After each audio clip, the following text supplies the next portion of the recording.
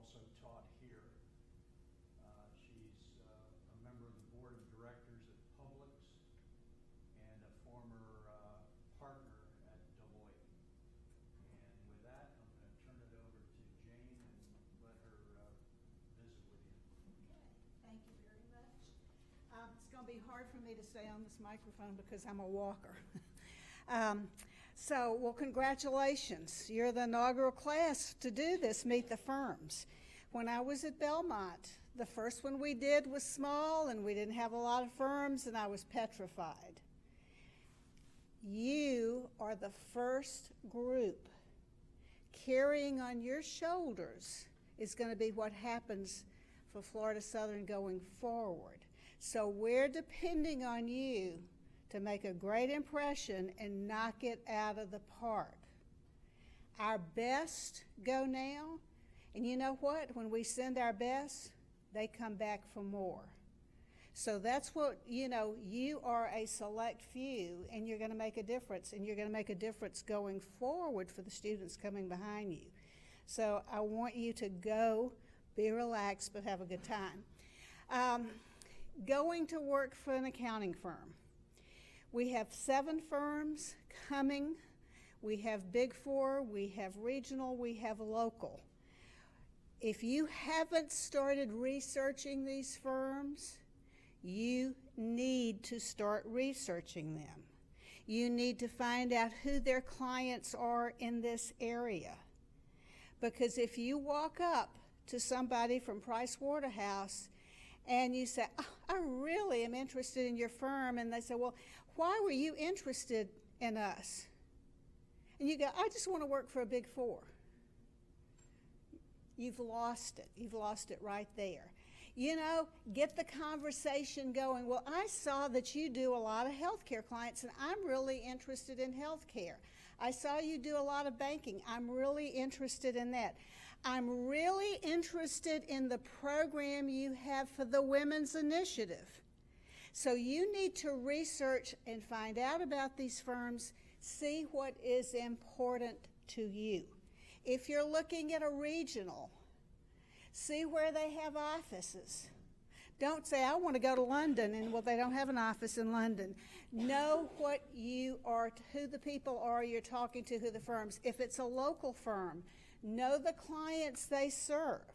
We've got some good local firms here, so know what they serve. So you're going to have to do some research between now and then and see if you think, boy, that's where I would really like to go. This firm intrigues me.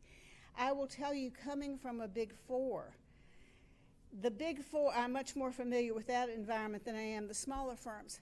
The firms have different personalities, and the offices within the firms have different personalities.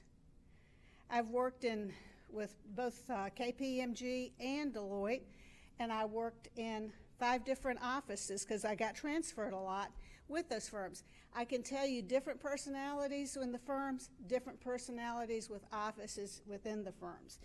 And I used to tell students at Belmont, you're going to have to figure out where you feel comfortable, and you will know that. Think about when you picked a college. What was important? What was the criteria that was important for you to come here to Florida Southern?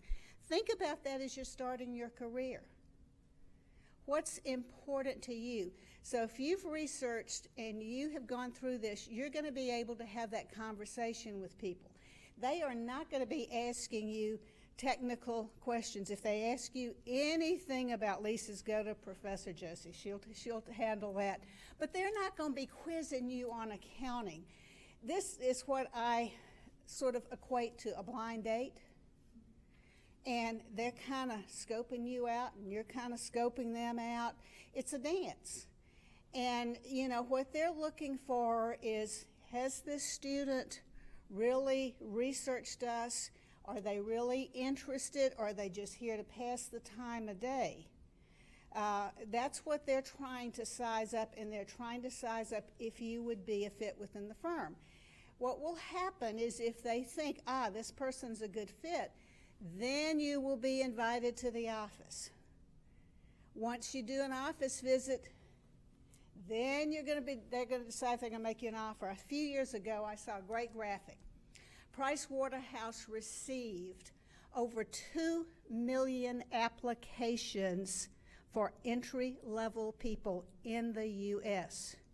And it showed the trickle down. It was a funnel.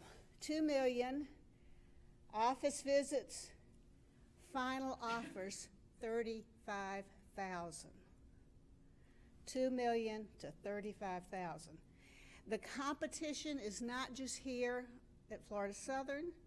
You're competing with all the area universities. You're competing with universities outside of Florida, because there are going to be some folks that are at Vanderbilt that say, hey, I want to go back to Tampa. So the competition is stiff. And so that's why it's important for you to do that homework and to be prepared. Now, one of my little do's and don'ts I always tell students, because I had a partner call me when I was at Belmont. And he said, Jane, we really like this student, but you got to teach him how to shake hands. It was awful. I didn't know I had to teach, I thought I had debits and credits, but I didn't know I had to teach hand. Firm handshake. Don't break it, but a firm hand. Don't do that limp fish. Firm handshake when you meet. And shake hands when you meet people. That's really important. And again, don't get nervous about it. You've got to be calm. You've got to be yourself, because that's what they are looking for. So it's really important this first time out. And, I encourage you to do it.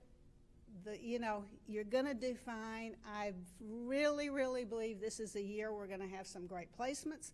I think the good news right now, I have talked to 3 different of the big 4. They are hiring big time this year. It's almost back to the days of Sarbanes-Oxley, right, Selena? Those were the glory days when, man, we were placing students in the big 4 like there was no tomorrow. And it's not quite there, but it's back. Whereas a few years ago, it was very tough. So I think that's the good news, is the job market is very, very strong. Now, what I want to do is I want your questions. What can I tell you or answer for you that's floating through your mind, since I don't have any of you in class? It's not going to impact your grade. What can I tell you? What can I do to get you prepared? I need a list of the firms that are going to be there to research. Who's got the list? I'll write them up on the Okay. We'll email it out to you. We can give Paul a put that information. You can go for it. I'll just say I can't do something that's that difficult. Decide if you want, the bigger firm, small, medium, or large, what size you want. You also don't go in and say, they say, oh, are you interested in audit or tax? And you go, it doesn't matter to me. That's over. A local firm, yes. Local firms, you can cross the line. Big 4, not going to happen. And I think the other thing, if they say, what geography do you want? Are you interviewing for Tampa? And you say, no, I'll go anywhere. You're out. They don't want somebody that says, I will do anything and I will go any place. That says the message that sends. And I used to recruit a lot of MBAs for the consulting side, which is what I did. And it was always amazed me. The University of Michigan was my target school. And I'd get some MBAs in there. I'll do anything, I'll go any place. Resume goes in the trash can. So don't try that with the bigger firms. Local firms, yes, you can say, I'd really like to do both tax and audit, write-up work, whatever, because that will happen in a local firm. The other thing I will tell you, if you want Fridays off, Big 4 is not for you. Not going to happen. They will be generous and they will let you have time off when it's a slow season, but during busy season, you're going to be working long days, long weeks. That's the nature of the business. If that doesn't appeal to you, then a Big 4 is not for you. And, one of the things I always tell students, somebody says, well, I hear they have great maternity leave. Yeah, they probably do. But my advice is don't get pregnant the first month. You know, you earn those things. Or, I want to go overseas and work. Yes, you can go overseas and work, but you earn that. It's not handed to you immediately, so you earn it as you go along.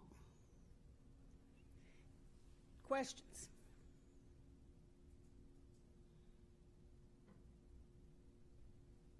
Yes, sir. How many recruiters from each firm will there be? There will be multiple people, most likely from the bigger firms. I'm hoping that the primary, usually there's a recruiting partner and manager, and I'm hoping that they will all be there, but they'll bring some staff, because what they're going to do is they're going to bring multiple people, because they want to get your face in front of multiple people so they can get a reading as to what people think about you. But these will be people that will decide if you're going to continue the dance with them. Jordan? Just Florida Southern.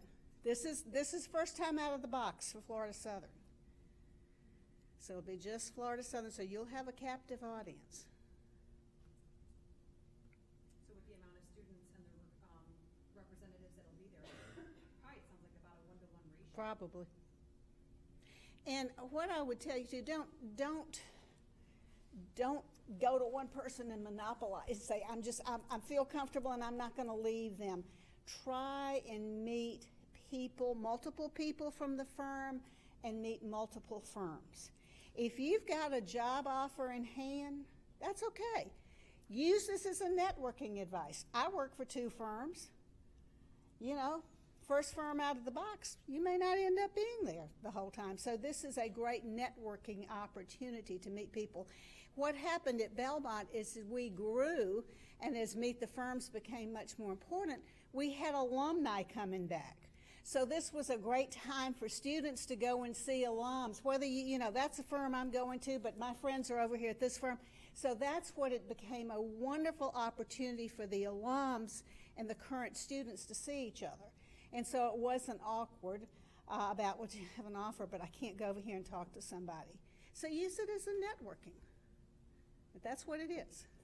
Charles? Someone who's kind of been in those shoes before, what questions would you want to hear on the recruiting side? On the recruiting side, I would like to know that you know something about the firm, that you say, you know what, this women's initiative at Deloitte is really intriguing to me. Can you tell me a little bit more about it? Or I noticed that Deloitte just sponsored the women's PGA. Is your managing partner, is the partner in charge of the firm, a golfer? You know, it's those little things that are going to give them a clue that you've done some research. And you know, the great thing, you've got Google. You can find out more than you want to know. Find out who the managing partner is of the Tampa office. Find out, something about that person. You can easily find out information about that person.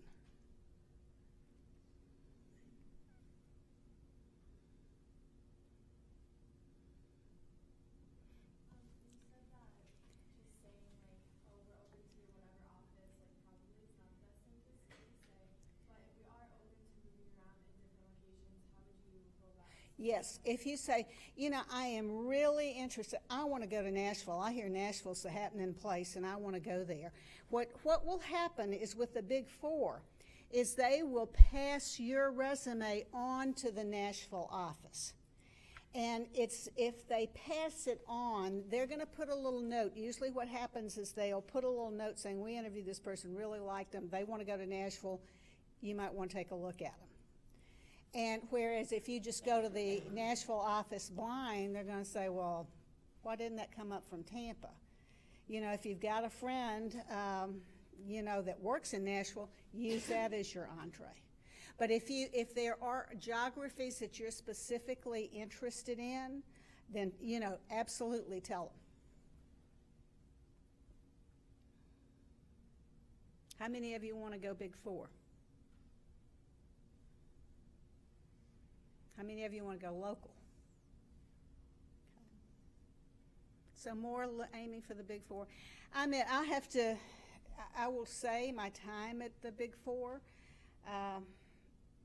probably some of the best times in my career.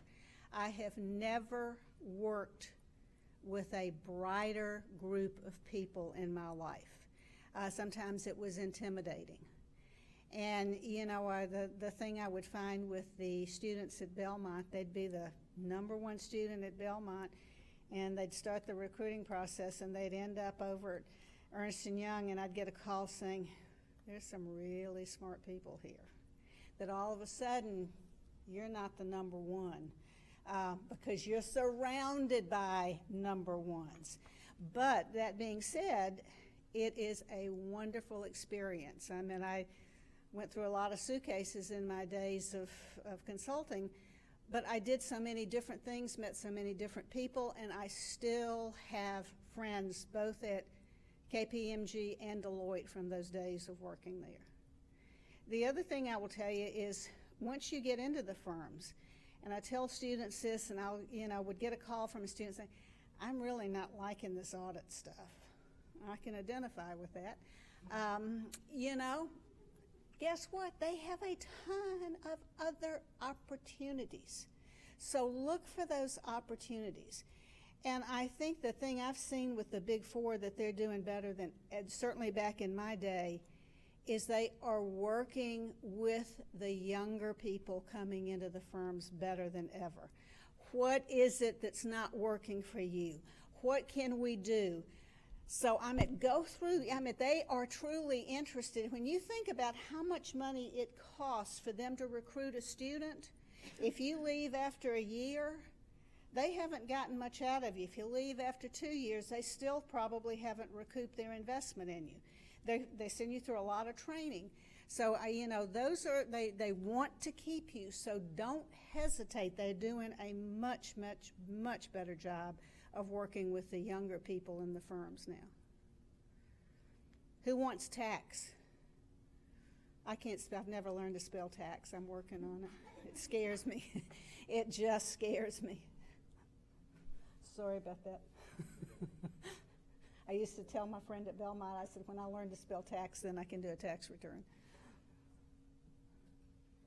So 1 for tax. So but you know that's what you're interested in, and you know that's what you want to go for. That's good. Could you describe a little bit better for the students what you believe are the characteristics of students or people that would be inclined to like tax versus audit? A little bit of both. You know, I don't know. Tax has always been that area. Like I said, it scared me, the living daylights. Once I got through my tax course, I said, I'll never do that again.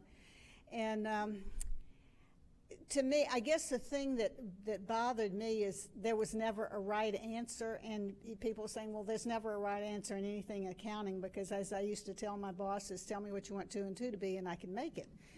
And but it's a lot harder for me to interpret tax regs than like accounting regs or technology platforms, that type of thing. I don't know. It takes a special person. And I think one of the things I've observed over the years in teaching, people know tax or not tax.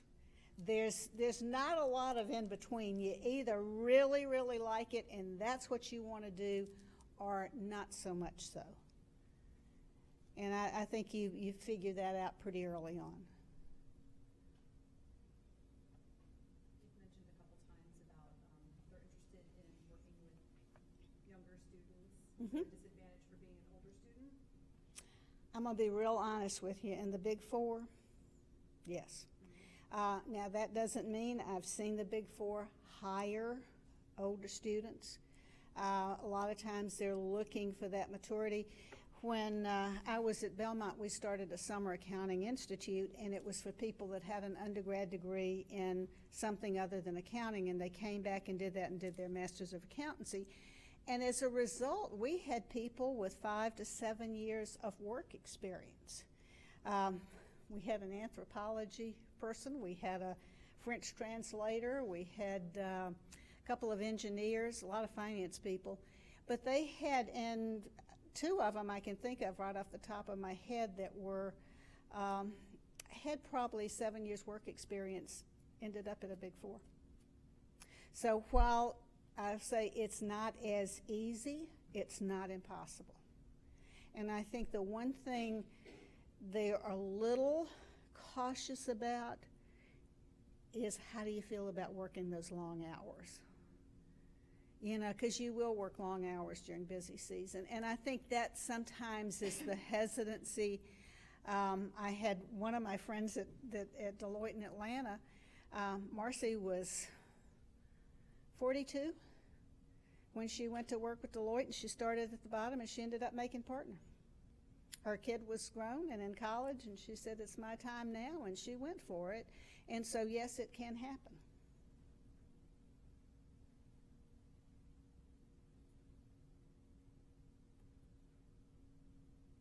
So you ready? What do you need to get prepared? Research.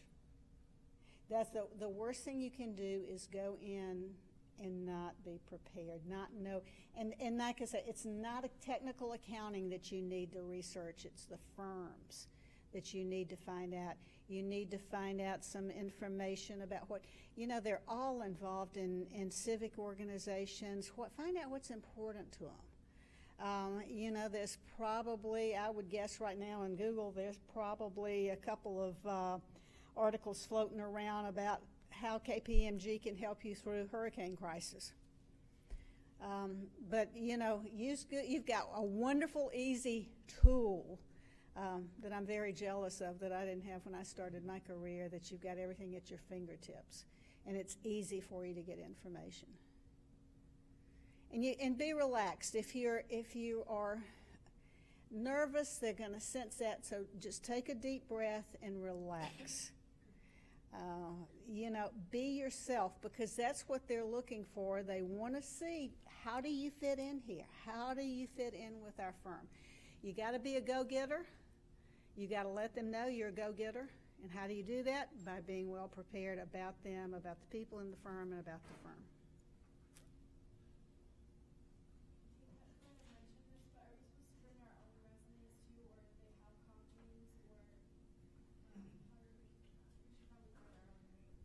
Are they going to have, I don't know. Are they going to be a resume book or? They sent a resume book. So they've already got. Still have a couple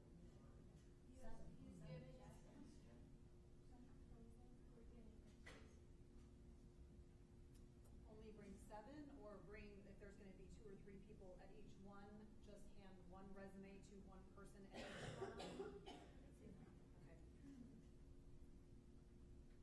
We're pre-sending the resumes.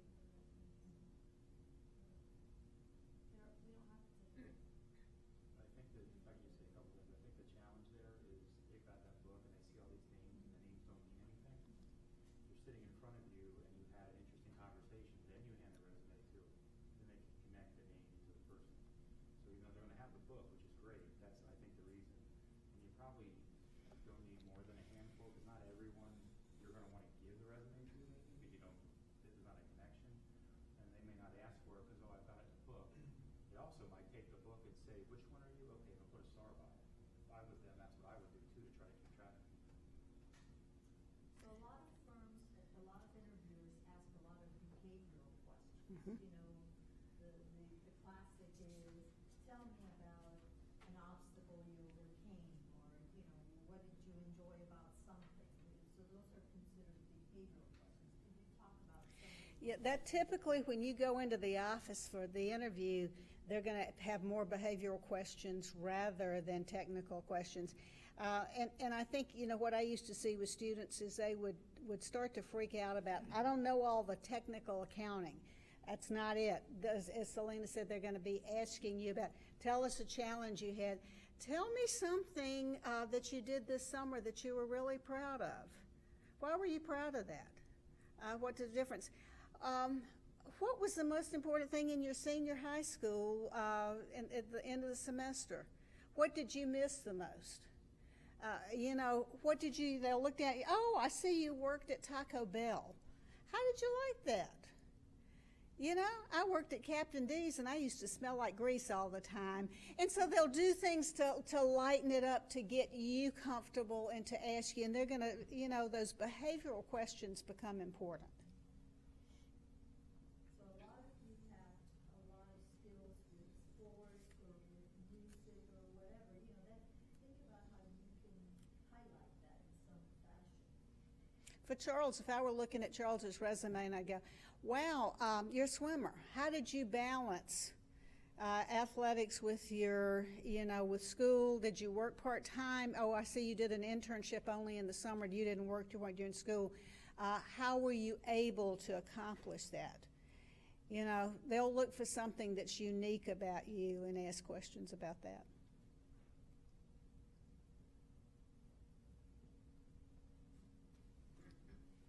Talk about your aspirations. What do you want to do?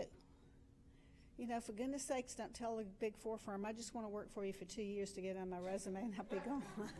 I want to be a partner. I want to be a partner. You know, I'm here for the long haul. What are some borderline questions that you would say are probably off limits? I mean, obviously you're not going to walk up and say, what would my starting salary be? But Yeah, should they ask about, I've had students talk to me about, should I ask about CPA programs or ask about different things like that? Is that stuff to bring up or some things that you would maybe say? training. What type of training do you do when I come on board? Most of the Big Four have their own universities now where they do training, and you're required to do training so many hours per year. So you might ask about training. I would not get into anything about salary, benefits, transfers, overseas assignments, maternity leave, anything like that. Stay away from it. Get yourself in the office first. This is just like I said, it's a blind date, first blind date. So you're going to see, do we want to go out again? But, you know, ask about, well, wow, Deloitte, I saw it, Deloitte, you have Deloitte University out in Texas. What is that? You know, again, you've identified that you know something about the firm, and that opens the door to, well, do you go out there for your training? Is that where all the training's done? You might also, one of the things that for Meet the Firms, ask about their summer leadership programs. All the Big Four have summer leadership programs. Ask them about that. If you don't know what that is, the local ones. So ask about that. What do you have to do? I was really impressed. Get on the website and read what the summer leadership programs are about. But that's a great opportunity. Do you see if any of the firms right in the Big Four work with you if you're still doing school and want to work while still earning? They will do internships, but they want you full-time for that internship. Can't do school. And the Big Four typically, or what they will do, you will find, and I'm seeing it earlier and earlier, they're making offers. I had students that went to the summer leadership program and they made a full-time offer to them after that. We'll give you an internship and we'll give you a full-time job. Why?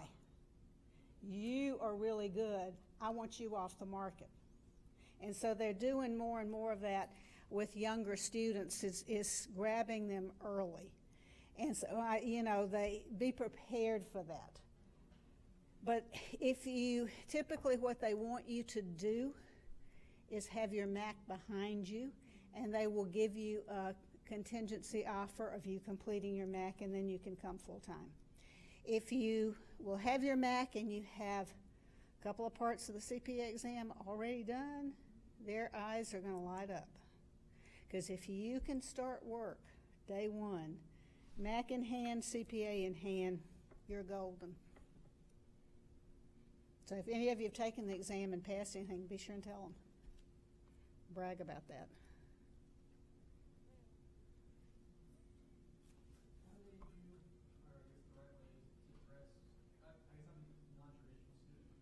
Professional suit. Yeah, I graduated here in '09 with a business administration finance degree, but the economy was tanked, and luckily I got a job in accounting and open lines. So now I'm back and I'll be graduating in the fall. So I have 150 hours that I won't have. If you've got 150 hours and you're eligible to sit for the exam, yep, they'll be fine. And everybody dress professionally. I just wasn't sure as far as the internship. I mean, I talked to a few people and got kind of a feel for it and some research online, but internship versus it's tough to leave a full-time job for an internship. You know, so I know there are paid internships, but I wasn't sure like. The big four have paid internships, and I think the local firms. The thing I've always found is an accounting major is always going to get paid. I had a ton of music business students at Nashville. They all work for free. They never got paid except the ones that were doing a dual music business accounting, and they went down a music row and they got paid because accountants are in demand. So they'll pay. But if you're working full time, I think you have to be upfront and honest and say, I can't do an internship. I have a full-time commitment, and I can't leave this job to do just an internship.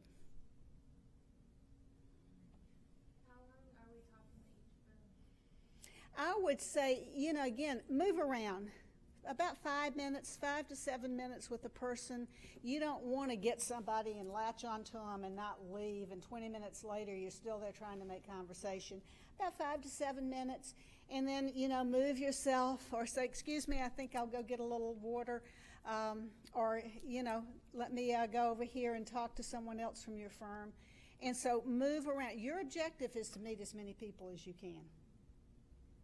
Don't just target one. Meet as many people as you can. And, these guys do this all the time. They know how to work a room, and they know how to work a group of students. And so they're going to be passing you off as well. They'll say, oh, come on over here. I want you to meet so-and-so. Can I ask you about other options or opportunities that you have on the table? What's a good way to answer that? Jordan, I doubt that they're going to ask you that at Meet the Firms.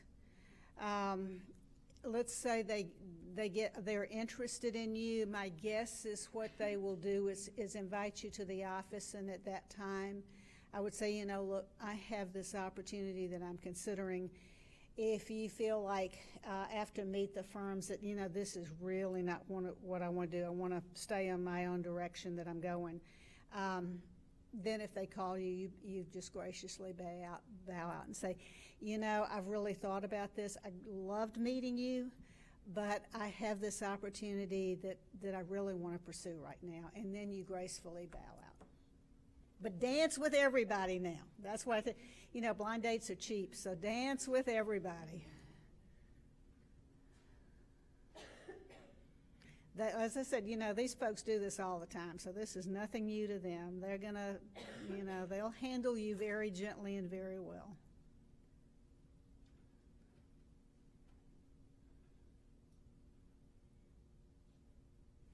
Other questions? Anybody have sweaty palms? All right, when you get ready to shake hands, guys, put your hand in your pocket, right off.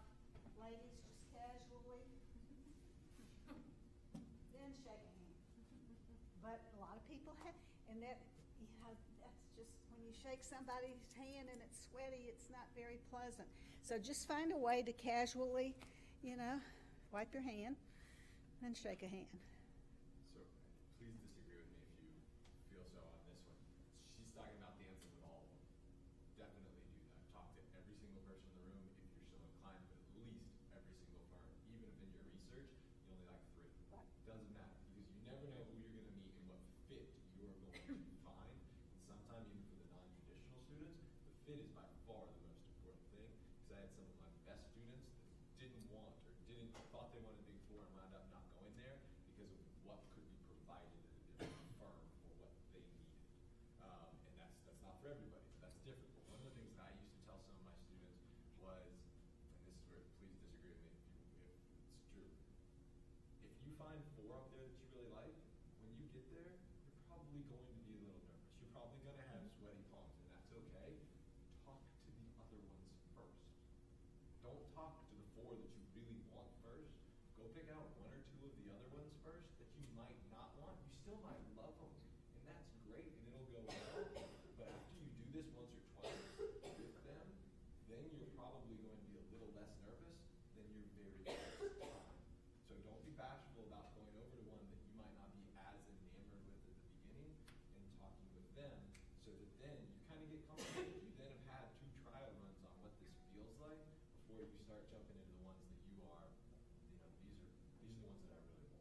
Yeah, I agree. Your goal should be to talk to every person in that room. This is a networking event. It's a blind date to see if you can get beyond this. But it is also a networking event because you know what? 3 years from now, let's say you're working at Publix and you run into somebody from KPMG and they say, oh, didn't I meet you at Florida Southern at Meet the Firms? How you doing? You'd be surprised. So make it your goal to meet every person in that room. And remember that it's very competitive. So if you want a job and there are lots of other people that are competing against you and you get a job from one of those, that's already a huge step.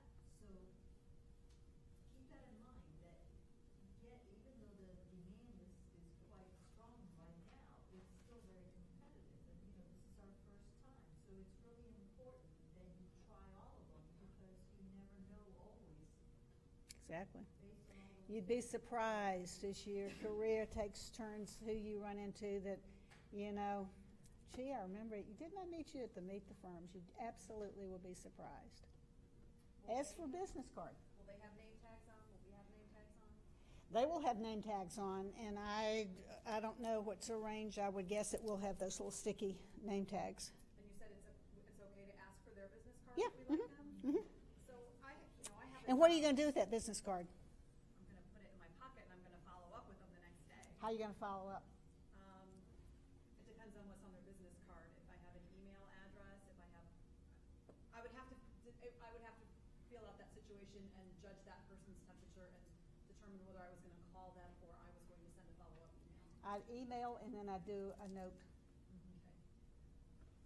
They'll remember you twice that way. So I have a job now and I'm not interested in getting a position with a firm until I finish my degree. Should I be upfront about that and say I am only here to network? I don't know that I want to disclose that. I think I would rather. At Meet the Firms, I would not. Okay. I would not. Let's see where it goes. You don't have to pour your heart out on the table to them this time. Just see how it goes. See what the chemistry is like. See what you think. See where it goes from here. So I would not disclose, those things at a Meet the Firms. And remember that their time frame is sometimes quite long. So even though you're looking at a year and a half out, that may be what they're looking at is Exactly. a year and a half out. So if they invited me back, to actually go to their firm and then meet more people there, would I say? Yes. At this point in time, Yes. I would feel like I should disclose that. On your resume, what do you have for your graduation date? December of 2018. Okay, so they're going to know that. They're going to know that you're still in school, that you're not ready for a full-time position. So they'll know that. They'll pick that up from the resume. Just to let everybody know, in our MAC program, it is now acceptable and an opportunity to you to take a semester off and defer your MAC. So we have one doing that right now, Ashlyn. And so just want you to know, you can do that. You can take an internship if you can afford it and then jump back into school and finish. So right now it's December 2018, but then if you were to get a one semester internship, that's kind of take it off. Okay. Then it's them actually pushing back your date. They're hiring you for the internship for a semester, Right. so they would then be the ones that's understanding why it would then be further pushed back. Okay. And that doesn't look down upon, like if you do only work, like I feel like if I were to push it back, they're like, oh, you can't handle it all at the same time, but that's okay? They want you full time. Yeah, they're not going to let you go to school because, and the reason why in a Big Four, because you may be working till 11 o'clock at night. Okay, all right. And you may be working 7 days a week. So school's off the table with the Big Four. Okay. The local firms are a lot better about that, letting you, work part-time and having more flexibility. But if you're going to do an internship with the Big Four, it is full-time and you're locked in. Okay, all right. Sorry, I was late. I don't know if I missed this question. As far as your preference to tax or auditing or other, I've talked to a few people and I've heard, if you're not sure, sometimes it's an indecision, but I've heard also. Well, It'll hurt you with the big firms. You've got to make a decision. If you just say, I'll do anything, it doesn't matter. I can do tax, I can do audit. That'll get you in the trash can. Pick one. That's right. Pick one. Go for it. If you went with one, like let's say I chose auditing and I hired at a firm and then I realized that I hate auditing, how quickly can you transfer in or move around to something like tax?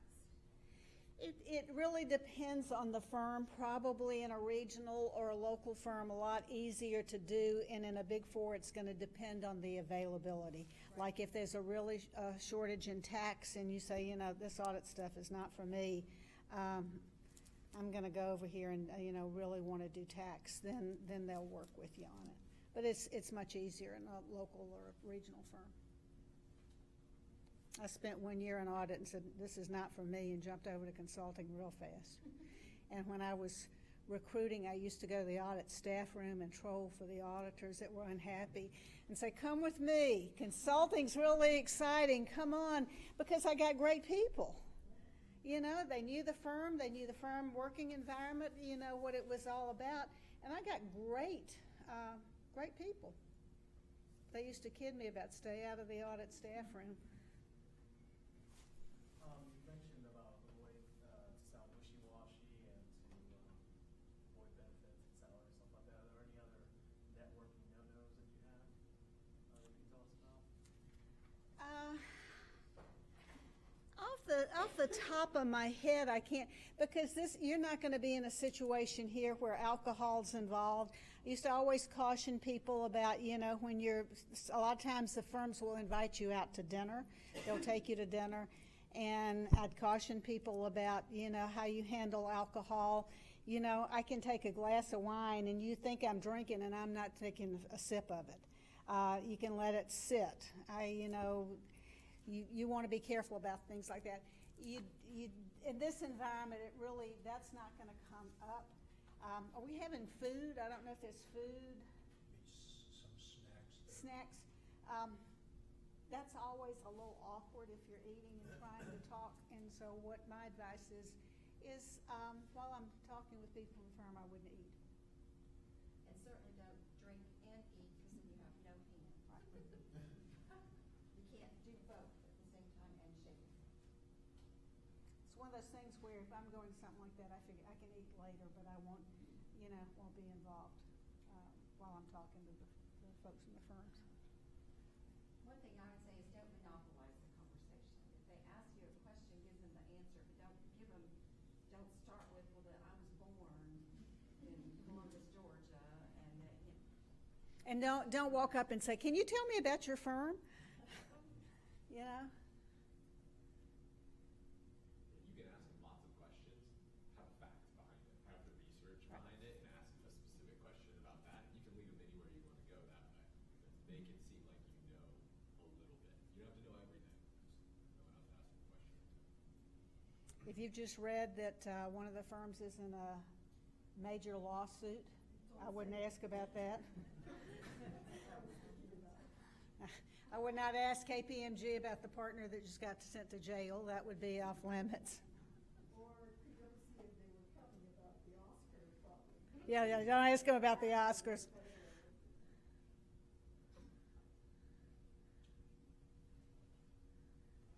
You'll find these, again, these people have been in your shoes. And so they're going to try and do what they can to make you comfortable so they can scope you out. They need good people. It's not like they're there to tear you down. They need good people. So you've got a great opportunity. And like I said, you're carrying Florida Southern on your shoulders this first time out. It's really important. They're probably going to ask you about your classes, like what class did you enjoy and why are you at Florida Southern maybe? I don't know, just some nice questions like that to make you feel comfortable.